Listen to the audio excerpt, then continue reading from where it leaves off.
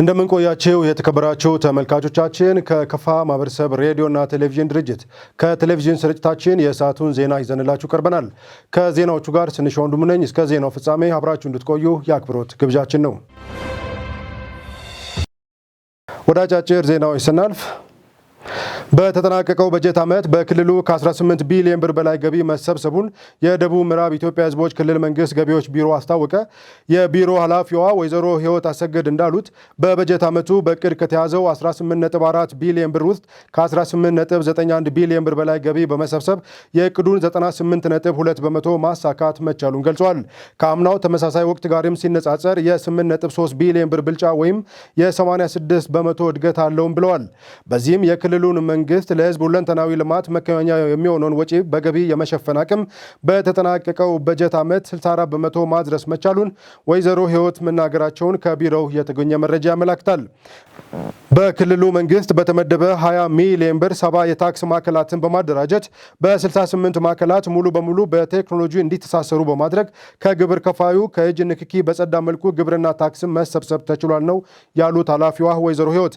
በተጠናቀቀው በጀት ዓመትም 555 ግብር ከፋዮችን በተቀመጠው የአሰራር ስርዓት በስጋት መስፈርት መሰረት ኦዲት በማድረግ በኦዲት ግኝት ከ286 ሚሊዮን ብር በላይ ገቢ የተገኘ መሆኑን አንስተው ከዚህም ውስጥ ከ173 ሚሊዮን ብር በላይ ለመንግስት ገቢ መደረጉን ወይዘሮ ህይወት ገልጸዋል።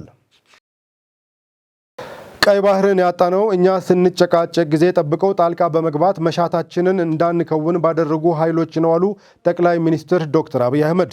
የኢትዮጵያ ሀገራዊ ምክክር ጉባኤ ማስጀመሪያ መርሃ ግብር ላይ የተገኙት ጠቅላይ ሚኒስትር ዶክተር አብይ አህመድ እንዳሉት ልዩነትን በሰለጠነ መንገድ በውይይት መፍታት የሀገርን ጥቅም ለማስጠበቅና ዘላቂ ሰላምን ለማስፈን ጉልህ ሚና አለው። ስለሆነም በምክክር ጉባኤው እኛ እና ከኛ በፊት የነበሩ ሰዎች ያጧቸውን ጉዳዮች ዳግም ልጆቻችን እንዳያጡ በታላቅ ኃላፊነት መስራት እንደሚገባ አንስተዋል። 4000 ተሳታፊዎችን በአንድ ጣሪያ ስር የሚያሰባስበው የሀገራዊ ምክክር ጉባኤ ኢትዮጵያ በገዛ እጇ አዲስ ታሪክ ለመጻፍ የሚያስችላትን ብዕርና ብራና ያገኘችበት ታሪካዊ አጋጣሚ መሆኑን ማነሳታቸውን ኢቢሲ ዘግቧል። በኢትዮጵያ ውስጥ በርካታ ችግሮች መኖራቸውን ጠቁመው ይህንን ችግር ወደ ዕድል መቀየር ከተቻለ የተሻለ ትውልድ መፍጠር ይቻላል። የምክክር ጉባኤውም ሀገርን የሚታደግና የሚገነባ ታሪክ ለመጻፍ ታላቅ ዕድል የሚሰጥ ነውም ብለዋል። ወደ ዝርዝር ዜናዎች ስናልፍ የፍትህና ዳኝነት አሰጣጥ ስርዓትን በማሻሻል የህብረተሰቡን ተጠቃሚነት ለማረጋገጥ በየደረጃው ያሉ ተቋማት በጋራ መስራት እንደሚገባቸው ተጠቆመ። የከፋ ዞን ፍርድ ቤቶች የ2018 በጀት ዓመት አፈጻጸም ግምገማና የ2019 ዓመት እቅድ ግምገማ አካሂዷል። የዞኑ ፍርድ ቤቶች ለዲሞክራሲያዊ ስርዓት ግንባታና ለመልካም አስተዳደር መስፈን ሚናቸው ከፍተኛ መሆኑንም የከፋ ዞን ከፍተኛ ፍርድ ቤት ፕሬዝዳንት አቶ መንግስቱ ከበደ ገልጸዋል። ተጨማሪ ዘገባ አለን። የከፋ ዞን ከፍተኛ ፍርድ ቤት ፕሬዝዳንት አቶ መንግስቱ ከበደ ፍርድ ቤቶች ለዲሞክራሲያዊ ስርዓት ግንባታና ሚናቸው ከፍተኛ መሆኑን በመክፈቻ ንግግር ገልጸዋል። የፍትህና ዳኝነት አሰጣጥ ስርዓትን በማሻሻል የህብረተሰቡን ተጠቃሚነት ለማረጋገጥ በየደረጃው ያሉ ተቋማት በበጀት ዓመቱ የተሻለ አፈጻጸም እንዳሳዩ ገልጸው በሁሉም የፍትህ ተቋማት በተቀናጀ መልኩ አገልግሎት መሰጠቱን ተናግረዋል። በበጀት ዓመቱ ውስጥ በአጠቃላይ 25352 መዛግብት ቀርበው በ24988 መዛግብት ላይ ውሳኔ ለመስጠት ግብ ተቀምጦ 24301 መዛግብት ቀርበው በ23847 መዛግብት ውሳኔ የተሰጣቸው ሲሆን አፈጻጸሙም 98.13% ማከናወን ተችሏል። 454 መዛግብትም ለቀጣዩ የበጀት ዓመት ተላልፏል ሲሉ ፕሬዝዳንቱ ገልጸዋል። ከታችኛ እስከ ላይኛ መዋቅር ድረስ ቀልጣፋ ፍትህ ከመስጠት አንጻር ያው መቸስ በሶስተኛ ደረጃ ወይ በሁለተኛ ደረጃ ነው ወደ ፍርድ ቤት አካባቢ እየቀረበ ያለው። ሁሉም ነገሮች ያው አልጋ በአልጋ ሆኖ አይደለም በቀልጣፋ በተቀላጠፈ ሁኔታ ፍትህ እየተሰጠ ያለው። በሌላ ወገን ነው ተፈላጊዎች እየመጡ ያሉት። በአሁኑ ጊዜ መረጃ ከታች ከቀበሌ ነው ከወረዳዎች ነው እየመጣ ያለው። ስለዚህ ተፈላጊዎች ተከሳሾችም ከየት ነው የመጡ ያሉ? ከታች ከወረዳ ከቀበሌ ነው የመጡ ያሉ። ይህንም ሶስትዮሽ አሉ። ከወረዳ አካባቢ ተቀናጅቶ አቃቤ ሕግ ፍትህ ፖሊስ ወደ ዞን አካባቢ ሲመጣ ደግሞ አቃባ ማን ነው ማረሚያ ቤት ጨምሮ ወደ አራትዮሽ ዞሮ በዚህ ሁኔታ ፊቲዎች በተቀላጠፈ ሁኔታ እንዲሰጥ ደግሞ በየወሩ እኛ ተገናኝተን በዛ ልክ ያው ያለውን ችግሮች እዚህ ቦታ ችግር አለ እንዴት መፍታት እንችላለን ቶሎ እንዴት ሰው ነው ፊቲ ማግኘት የሚችለውን በጋራ ፈተን እየሰራን ያለነው ስራዎች አሉ። ይህ አፈጻጸም ከፍ ያለ እንደሆነና በሁሉም መስክ ስኬታማ አፈጻጸም የተመዘገበበት ዓመት እንደነበር ጭምርም ገልጿል። በቦንጋ ከተማ በመገንባት ላይ ያለው የዞኑ ከፍተኛ ፍርድ ቤት ተቋም የግንባታ ደረጃውን በተመለከተም 142 ሚሊዮን 681,424 ብር በጀት እየተፋጠነ ሲሆን እስካሁን የበጀቱን 81.77% ወጪ የተደረገ ሲሆን ግንባታው 90% ላይ መድረሱን ገልጸዋል። የዘመነ ተቋም ያስፈልጋል፣ ያማረ ተቋም ያስፈልጋል። ለዛ ተፈልጎ ክልሉ ዞኑ መንግስት ብዙ በጀት ሰጥቶን G+5 አስገንብተናል። እስካሁን ድረስ ያለው ደረጃ ደግሞ 2019 መስከረም አካባቢ ይጠናቀቃል የሚል እምነት አለን። አሁን ያለው ደረጃ ፊዚካሉ ያው 90% አካባቢ ደርሷል። ፋይናንሻሉ ደግሞ 81 አካባቢ ነው ያለው። ስለዚህ መልካም ነገር ነው ያለው። ይሄንም ደግሞ ያው የዞኑ መንግስትን በጣም ነው የምናመሰግነው በተቋሙ ስም። ለዚህ ምንድነው ዞኑ ከፍተኛ ፍርድ ቤትን ይመጥናል። ይሄ አሁን ያላችሁት ተቋም አይመጥንም። የተሻለ ለቴክኖሎጂ የተሻለ ተቋም ያስፈልጋቸዋል በማለት በማሬ ቦታና ይህን ያክል በጀት ወደ 142 ሚሊዮን በላይ ያለውን ብር ሰጥቶ ያስገነባ ያለው መልካም ነገር ነው። ሲበቃ ደግሞ መልካም ነገር እዛ ቦታ ሰርተን የምናሳየው ይሆናል። በባህላዊ ፍርድ ቤትና በተዘዋዋሪ ችሎትም በበጀት ዓመቱ ውጤታማ የታየበትና ህብረተሰቡን ተጠቃሚ በማድረግ የተሻለ አፈጻጸም መታየቱ በተሳታፊዎች ተገልጿል። የሺሾንዴ ወረዳ ፍርድ ቤት ፕሬዝዳንት አቶ ተክሌ ታከለ በወረዳው ተዘዋዋሪ ችሎት በጥሩ አፈጻጸም ላይ እንደሆነና በቡታና በዲምቢራ ቀበሌ የሰጠ ሲሆን ህብረተሰቡ በአቅራቢያው ፍትህ እንዲያገኝ ያስቻለ መሆኑን ተናግሯል። በተመሳሳይም በጨናና ባዲ ወረዳ በተመረጡ ቀበሌዎች የተዘዋዋሪ ችሎት ከአገልግሎት የተሰጠ ሲሆን በዚህም በበጀት ዓመቱ የተሻለ የእቅድ አፈጻጸም እንዲገኝ ማስቻሉን ያነጋገርናቸው ኃላፊዎች ገልጸዋል። የከፍተኛ ፍርድ ቤቱ የ2018 በጀት ዓመት ግምገማና የ2019 እቅድ አፈጻጸም ውይይት በዛሬው ውለው በከፍተኛ ፍርድ ቤቱ ምክትል ፕሬዝዳንት አማካኝነት ባለፈው በጀት ዓመት ባከናወናቸው ተግባራት ላይ የሰነድ ማብራሪያ ቀርቧል። እንዲሁም የቦንጋ፣ የጨታ፣ የገዋታ፣ የቢጣ፣ የዋቻ ወረዳ ፍርድ ቤትና የጨታ ወረዳ ፍርድ ቤት የበጀት ዓመቱ አፈጻጸምም ቀርቧል። የሌሎች ወረዳዎችም የሚቀጥል ይሆናል። ለሁለት ቀናት በሚካሄደው መድረክ የከፍተኛ ፍርድ ቤቱን ጨምሮ የሌሎች ወረዳ ፍርድ ቤቶች አፈጻጸም ሪፖርት በተጨማሪ በኢንስፔክሽንና ሱፐርቪዥን አፈጻጸም ዙሪያ ውይይት እንደሚደረግና የስራ መመሪያ እንደሚሰጥ ታውቋል። በመጨረሻም የተሻለ አፈጻጸም ላስመዘገቡ የወረዳ ፍርድ ቤቶች የእውቅና አሰጣጥ ፕሮግራም እንደሚካሄድ ከወጣው መርሃ ግብር ለማወቅ ተችሏል። እየተካሄደ በሚገኘው የክፋ ዞን ፍርድ ቤቶች አፈጻጸምና የእቅድ ግምገማ የየፍርድ ቤቱ ከፍተኛ አመራሮች፣ ክቡራን ዳኞች እንዲሁም ባለድርሻ አካላት ተሳታፊ ሆነዋል። መካሄድ የጀመረው ሀገራዊ ምክክር የወጣቶች ተስፋ የሚለመልምበትና የኢትዮጵያን መጻኢ ዕድል የሚያቃኑ ውሳኔዎች ይተላለፋሉ ብለው እንደሚጠብቁ የቦንጋ ከተማ ወጣቶች ተናገሩ። በውይይቱ ከስምምነት የሚደርስባቸው ጉዳዮች ተግባራዊ እንዲደረጉ ወጣቱ ተባባሪ መሆን እንዳለበትም ጠይቀዋል። አማኑኤል ክንፈ እንደሚከተሉ ያቀርበዋል። ሀገራችን ኢትዮጵያ የነበረባትን ፈተና እንድታልፍና እንደ ችግር ሲነሱ የቆዩ ብሔራዊ አለመግባባቶች እንዲፈቱም ከ2015 ዓ.ም ጀምሮ ሀገራዊ የምክክር ኮሚሽን ተቋቁሞ ወደ ስራ እንደገባ ይታወቃል። ይሄ ሀገራዊ ምክክር ምን ተስፋ ይኖረዋል ስንል አንዳንድ የቦንጋ ከተማ ወጣቶችን ጠየቅናቸው። ከዚህ ምክክር ብዙ ነገር ጠብቃለሁ። ምክንያቱም እቺ ሀገር የምትገነባው በብዙ ምክክር በብዙ ከተሻሉ ሰዎች ከሚነሱ ሀሳቦች የተነሳ የተሻለ ነገር ይሆናል ብዬ አስባለሁ። እንደ ወጣትም ይሄ ሀገራዊ ምክክር እጅግ በጣም ለዚች ሀገር ለቀጣይ ትውልድ የተሻለ ነገር የተሻለ አስተዋጽኦ ይኖረዋል ይዘው ይመጣል ብዬ አስባለሁ። በዛሬው ዕለት የተከናወነ ያለው የሀገራዊ ምክክር በጣም የተሻለና ጥሩ ነገር ይዞልን ይመጣል ብዬ አስባለሁ። ሀገራዊ ምክክሩ ጥሩ ለውጥ ያመጣል ብዬ ጠብቃለሁ። ከምን ተነስቼ ነው ያው ወጣቶች አሁን ላይ ያሉት መጥፎ ነገሮችን አስወግደው ከአይምሯቸው መጥፎ የተበላሹ ሀሳቦችን አውጥተው ለሀገራቸው የሚሰሩበትን ማይንድ እንዲገነቡ ማድረግ የምንችልበትን አቅም ብናጎለብት አሪፍ ነው ብዬ አስባለሁ። ምክንያቱም ያው ወጣቱ አሁን አይምሯቸውን ያበላሹ አይምን ትርክቱ ጥሩ ነገር አይደለም አይምሯቸው ላይ ያመጣ ያለውና ያን ትርክት ይዘን ወደ ሀሳብ መንሸራሸር ወደ መከፋፈል ወደ መለያየት ያመጣን መስራት የምችለውን ወጣት በማይገባቸው መንገድ እየላክናቸው ነው ብዬ አስባለሁኝ። ግን ያ ቀርቶ ያሁን ትውልድ ደግሞ ለሀገር የሚቆረቆር አንድነትን የሚፈልግ ለሀገር ሰላም መቋቋም መሆን አለበት ብዬ ነው ማስበው። በዚህ ምክክር ሀገራችንን ሲገጥማት የነበረው ወይንም ከዚህ በፊት የነበራትን ገፊ ትርክቶችን ያንን አስተካክለው ወይንም በዚህ ምክክር ተስተካክሎ ሀገራችን ወደሚፈለግበት ሀገራችን ኢትዮጵያ መኖር መቆም ወደሚገባባት አቅጣጫ ትደርሳለች የሚል ሀሳብ ነው ያለኝ። በዛም ደግሞ ተስፋ እናደርጋለን። በዛም እየተሳተፉ ያሉት የሲቪል ማህበራት፣ ወጣቶች፣ ሌሎች አካላት ይህንን የሀገራችንን አላማ ሀገራችን ኢትዮጵያ ልትሆን ወይንም የሚያስፈልጋት ቦታ ላይ እንድትደርስ ያሁን የተሰባሰቡ ወጣቶችን እኛን ወክሎ የተገኙ ወጣቶች ያነሳሉ፣ ሀሳብ ያነሳሉ፣ በዛ ላይ ይመክራሉ፣ ሀገራችን መድረስ ወዳለባት አቅጣጫ ያደርሳሉ የሚል ሀሳብ ነው አለኝ።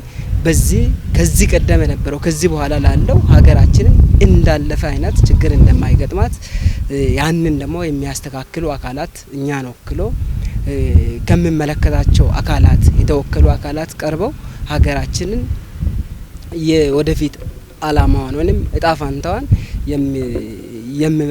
የሚያስተካክል አቅጣጫዎችን ያስቀምጣሉ የሚል ሀሳብ ነው ያለኝ። ሁላችንም ይሄ ሀገራዊ ምክክር ከተቋቋመ ጀምሮ በጉጉት ስንጠብቀው ነበርና አሁን ተጀምሯል፣ ምክክሩ ተጀምሯልና እንደ ወጣት በሀገር ደረጃ ያሉ ችግሮች አሉ። እንግዲህ ከዚህ በፊት በነበሩ መንግስታት ጀምሮ እንደ ህዝብ ሲያነጋግሩ የመጡ ችግሮች አሉና እነሱ እዛ መድረክ ላይ ቀርበው ጥሩ ውጤት የሚያስገኙና ለወደፊት የምትመጣውን ወይ ወደፊት የምትቀጥለውን ኢትዮጵያ በተሻለ ሁኔታ ወጣቱን አሳታፊ የሚያደርግና ችግሮችን ከስር ነቀል የሆነ ለውጥ የሚያመጣ እንደሆነ ተስፋ አደርጋለሁ። በመጨረሻም ወጣቱም ሆነ ሌሎች የሚመለከታቸው አካላት ለዚህ ሀገራዊ ምክክር የድርሻቸውን እንዲወጡም ወጣቶቹ ጠይቀዋል። ለመኖር ሰላም ያስፈልጋል፣ ለመስራት ሰላም ያስፈልጋል። ወጣቱም ሆነ የትኛውም ሰው እውቀቱን ለመጠቀም ሰላም ያስፈልጋል። ይህን ሰላም ለማምጣት ደግሞ መመካከር ያስፈልጋል ማለት ነው። መመካከሩ ወደ ሰላም ወደ ሰከነ ሰላም ይመጣል ብዬ ስለማስብ ምክክሩ ይህን ውጤት ያመጣል ብዬ ነው የምጠብቀው። ይሄ ሀገራዊ ምክክር እንግዲህ እንደ ወጣት ሳስበው ለሀገር እድገት፣ ለሀገር ለውጥና ለሀገር ሰላም የሚበጅ እንደሆነ ተስፋ አደርጋለሁ። ምክንያቱም እዛ ላይ የሚቀርቡ ችግሮች በትውልድ መሀል ከዚህ በፊት ብዙ መሰረት ጥለው ሲያነጋግሩና ወንድምን ከወንድም እህትን ከእህት ሲያጋጩ የቀጠሉ ነገሮች ናቸውና እነዚህ ነገሮች በወንበር ዙሪያ አሁን ለምክክር የሚቀርቡ ሀሳቦች ስለሆኑ ወጣቱ ደግሞ እነዚህ ነገሮች ተግባራዊ እንዲሆኑ ወርደው ወደ ማህበረሰቡ ተግባራዊ የሚሆኑበትን ነገር አብሮ ተባባሪ ሆኖ አስፈጻሚ ሆኖ እነዚህ ነገሮችን ሊያግዛቸው ይገባል ብዬ እንደ ወጣት አስባለሁ። እንደ ፖለቲካ ፓርቲም ሆነ ሀገሪቱ የሚመለከታቸው አካላት ከዚህ ምክክር ያው የሚገኘውን ውጤት በተስፋ ተቀብለው የነሱ ከሚመለከታቸው አካላት ከፖለቲካ ፓርቲንም ሌሎችም ከነኛ አካላት ከሀገር ሽማግሌዎች፣ ከወጣት፣ ከህፃናት፣ ከሲቪክ ማህበራት የተውጣጡ አካላት ናቸው እየተሳተፉ ያሉት። በዛም የተሳተፉ አካላት የሀገራቸውን ለውጥ የሀገራቸውን እድገት አሁን የሚወስኑ አካላት እየተመካከሩ ነው ያሉት። ከነሱ የሚመጣውን ውጤት በጸጋ ተቀብሎ የሀገራቸውን የነገ እጣ ፋንታ አብሮ ማስቀጠል ይጠበቅባቸዋል የሚል ነው። ወጣቱም በዛ ልክ ይህንን የማድረግ ኃላፊነት አለበት። ተቀብለን ያው የማስቀጠሉን ስራ አብሮ ነገ የምናይበት ሁኔታ ይሆናል የሚል ነው እኔ ጋር አለኝ። አሁን ላይ እንግዲህ ሀገር ስትኖር ህዝቡ የሚኖረው ሀገር አንድ ስትሆን ነው። ሀገር ማለት ህዝብ ነው፣ ህዝብ ማለት ሀገር ነው። ይሄ ሀገር ሌላ ተቃዋሚ ፓርቲም ቢሆን ሌላውም ቢሆን ለዚች ሀገር ነው ሁሉም ሰው የሚለፋው የሚሮረጠውና ሁሉም ሰው ደግሞ የትኛውም ተቃዋሚ ፓርቲም ሆነ የዚህ ፓርቲ ደጋፊም ሆነ ሁሉም ለዚች ሀገር ነው የሚለፋው። ይሄኛውም ለዚች ሀገር የሚጠቅማት ነገር አለ ብሎ ያስባል፣ ይሄኛውም ደግሞ ለሀገሬ ያስባል የሚለው ነገር እየሰራ ነው ያለውን ነገር ደግሞ የዛም የዚህኛውም ሀሳብ ተጨምቆ የተሻለ ነገር ይሆናል ብዬ ያስባለሁ። ምክንያቱም ለዚች ሀገር እጅግ በጣም ጠቀሜታው ከመራራቅና ከመጓተት ይልቅ አንዱ ሆኖ ያለውን ሀሳብ ላይ በመነጋገር በመቻቻል በመተሳሰብ ያለውን ነገር የተሻለ ነገር አድርጎ የነገዋን ኢትዮጵያ በተሻለ ሁኔታ እናያለን ብዬ አስባለሁ። በደን አጠባበቅና አጠቃቀም ዙሪያ የሚታዩ ችግሮችን በዘላቂነት ለመፍታት የተደራጁ የደን ማህበራትን ማጠናከር እንደሚገባ የከፋ ዞን ግብርና ደን አካባቢ ጥበቃና ህብረት ስራ መምሪያ አስገነዘበ። በዞኑ ያሉ የደን ማህበራት አመሰራረትና አሁናዊ ቁመናን በተመለከተም በመምሪያው የአሳታፊ ደን አስተዳደር ባለሙያ አቶ አለማየሁ አለሙ አስተያየት ሰጥተዋል። ባልደረባችን ሳሙኤል ቆጭቶ ያዘጋጀውን አማኑኤል ክንፈ ያቀርበዋል። በካፋ ዞን ግብርና ደን አካባቢ ጥበቃና ህብረት ስራ መምሪያ የአሳታፊ ደን አስተዳደር ባለሙያ አቶ አለማየሁ አለሙ ለጣቢያችን አስተያየት ሰጥተዋል። ባለሙያው በማብራሪያቸው ዞኑ በደን ሀብትና ልማት እንዲሁም በአጠቃቀምና አጠባበቅ ስርዓቶች እውቅ ማህበረሰብ ያለበት አካባቢ መሆኑን ገልጸዋል። አቶ አለማየሁ አለሙ በዞኑ ያሉ የደን ጥበቃ ማህበራት አመሰራረትና አሁናዊ ቁመናን አብራርተዋል። ዞናችንን የደን አሳታፊ የደን አስተዳደር አመሰራራትን በተመለከተ ፋርም አፍሪካ በሚባል ድርጅት በ1994 ዓ.ም ጀምሮ ነው የተመሰረተው። እስካሁን እንግዲህ ወደ 25 ዓመት የሚደርስ እድሜ ያለው ማህበር ነው። አላማው ትልቁ አላማ እንግዲህ ምንድነው? ደን ማልማት፣ መጠበቅና መጠቀም ነው። ሶስት አላማ ይዞ ነው ማህበረሰብን በፍላጎት በፍቃደኝነት ላይ በተመሰረተ ሁኔታ ማህበረሰብን በማደራጀት በግዴታ ሳይሆን በፍላጎት በማደራጀት እነሱ ራሳቸው ደኑን በመከለል የደን ሀብቱን ውስጡ ምን አለ የለም የሚለውን በጋራ በመስራት የተሰራና እየተሰራ ያለ ስራ ነውና እስካሁን ድረስ በዞናችን ወደ 285 በላይ ማህበራት እና እንደገና የደን ተጠቃሚዎች ቡድን ሌሎችም ደግሞ በጎጥ የተደራጁ አሉ። እነዚህ እንዳሉ ነው። በዘርፉ የሚታዩ ክፍተቶችን ያነሱት ባለሙያው የመፍትሄ አቅጣጫዎችንም አስቀምጠዋል። እንግዲህ ይሄ ደን ትልቅ ሀብት ነው። እንግዲህ ትልቅ ሀብት ላይ ባለሙያ ብቻውን ይህንን ሀብት ድጋፍ አድርጎ ተከታትሎ የምታየውን ችግር ይቀርፋል ማለት አይቻልም። ስለዚህ አሁን ምንድነው ከተለያዩ አካላት ከወረዳ ካሉ ባለሙያዎች ከወረዳ ካሉ ፖሊስ ከወረዳ ካሉ ማህበረሰብ ወይም አስተዳደር አካላት ጋር በመሆን በቅንጅት ነው የተሰራ ያለው። ድጋፍ እለታዊ የሆነ ወቅታዊ የሆነ ድጋፎች ባይኖሩም ችግሮች በሚኖሩበት አካባቢ በወቅቱ ደርሰን ድጋፍ ሰጥተን ችግሮቹን ለመቅረፍ የምንሞክርበት ሁኔታ አለ። አሁን ችግሮች እየሰፉ ነው ያሉት። በደኑ አካባቢ ህገወጦች እየበዙ ነው ያሉት። እነዚህን ህገወጦችን የማቆም ስራ ፍርድ ቤትን መተባበር አለበት። ውሳኔ ከመስጠት አጥናል። የተለያዩ አዋጆች ወጥተዋል፣ ደንቦች ወጥተዋል። እነዛን አዋጆችና ደንቦችን በመጠቀም እነዚህ ህገወጦች የሚታረሙበት ትምህርት የሚያገኙበት ስራዎች በከፍተኛ ሁኔታ መሰራት አለበት ብለን ነው እኛ እየሰራን ያለ ነው። ደን የማይተካ ሀብታችን ያሉት አቶ አለማየሁ አለሙ በአጠባበቅና አጠቃቀም ዙሪያ የሚታዩ ችግሮችን በዘላቂነት ለመቅረፍ የደን ጥበቃ ማህበራትን ማጠናከር እንደሚገባም አስገንዝቧል። ያለን ሀብት ትልቅ ሀብት ነው። ይህንን ሀብት መጠበቅ ማልማትና መጠቀም አለብን ብዬ ነው መናገር የሚችለው። አርሶ አደር በተቻለ መንገድ እየጠበቀ ነው ያለው። ብዙም ተጠቃሚ አይደለም። አርሶ አደር አሁንም እዚህ ያነሳ ያለው ደኑን እየጠበቅን ነው። ተጠቃሚ መሆን የምንችልበት ሁኔታዎች በስፋት መፈጠር አለበት ነው። በእርግጥ በአሁኑ ጊዜ በተወሰነ ደረጃ የኑሮ ማሻሻያ ስራዎች እየተሰሩ ናቸውና እነዛን ተከትሎ ለሁሉም መድረስ የሚችልበት ድጋፍ በቂ የሆነ ድጋፍ ከሀብቱ አንጻር እንግዲህ የኛ የከፋ መታወቂያችን የከፋ ትልቁ ሀብታችን ደን ነውና ከፋ ስነሳ ደን ነው የምነሳው። ስለዚህ ይሄን ደን ሀብታችን ከመጥፋት መታደግ አለብን። ሁላችን መረባረብ አለብን። ትኩረታችን ወደዛ ማድረግ አለብን።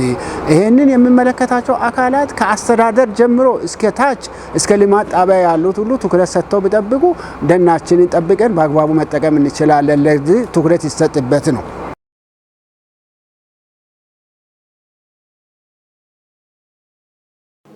የይቅርታና የተስፋ ዘር ለነገዋ ኢትዮጵያ ብቸኛ መንገድ መሆኑን ከኢፌዴሪ ጠቅላይ ሚኒስትር ዶክተር አብይ አህመድ አስገንዝበዋል። ጠቅላይ ሚኒስትሩ ይህንን ያስገነዘቡት የሀገራዊ ምክክር ጉባኤ ባስጀመሩበት ወቅት ነው። መረጃው የኢቢሲ ነው። አማኑኤል ክንፈ እንደሚከተለው ያቀርበዋል።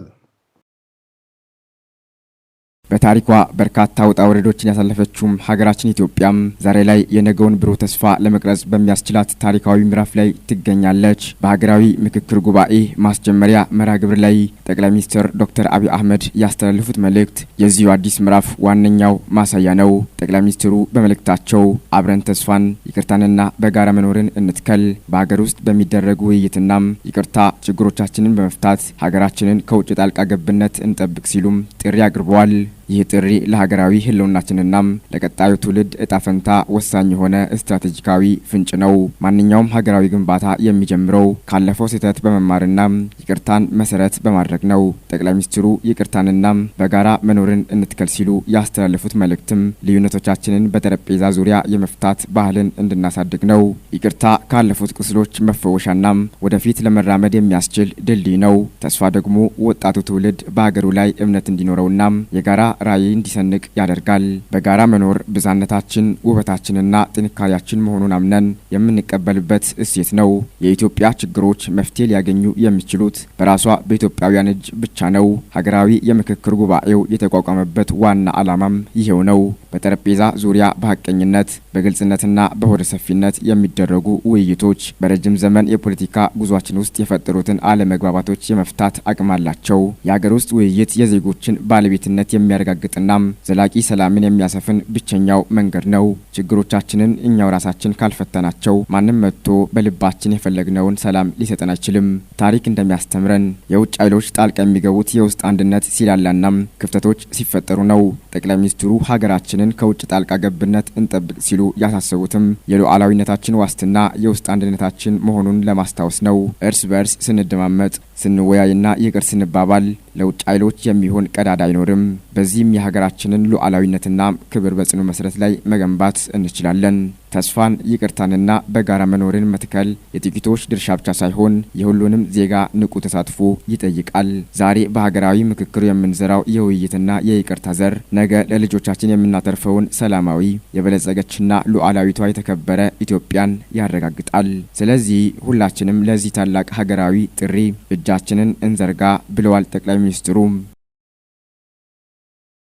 ምክክር ብዝሃነታችንን የምናጠፋበት ሳይሆን ልዩነቶቻችንን በሰለጠነ መንገድ ይዘን በጋራ መኖር የምንችልበት ስርዓት የምንዘረጋበት መሳሪያ ነው ሲሉ የኢትዮጵያ ሀገራዊ ምክክር ኮሚሽን ዋና ኮሚሽነር ፕሮፌሰር መስፍን አራያ ተናገሩ።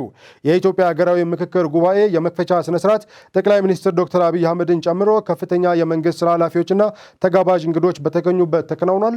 መረጃው የኢቢሲ ነው። አብይ ብርሃኑ እንደሚከተለው ያቀርበዋል። የኢትዮጵያ ሀገራዊ ምክክር ጉባኤ የመክፈቻ ስነ ስርዓት ጠቅላይ ሚኒስትር ዶክተር አብይ አህመድን ጨምሮ ከፍተኛ መንግስት የስራ ኃላፊዎችና ተጋባዥ እንግዶች በተገኙበት ተከናውኗል። ፕሮፌሰር መስፍን በመልእክታቸው የተከማቹና ለዘመናት የዘለቁ የፖለቲካና የስራ ጥያቄዎች፣ በመካከላችን የሚታዩ አለመግባባቶችና ቅራኔዎች ዛሬም ድረስ የዜጎች ሰላምና የሀገር አንድነት እየፈተኑ ይገኛሉ ብለዋል። የሀሳብ ልዩነቶች በራሳቸው ችግር አይደለም ያሉት ዋና ኮሚሽነሩ ይልቁንም የተለያዩ አመለካከቶች የማንነታችንና የዲሞክራሲያዊ ህይወታችን አካልና ውበት ናቸው ሲሉ ገልጸዋል።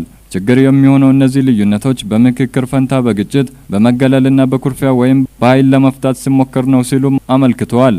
ስር የሰደዱ ችግሮቻችንን በኃይል በጊዜያዊ ማስተንፈሻዎች ወይም በአግላይ ሂደቶች በዘላቂነት መፍታት እንደማይቻል ታሪካችን አስተምሮናል ነው ያሉት።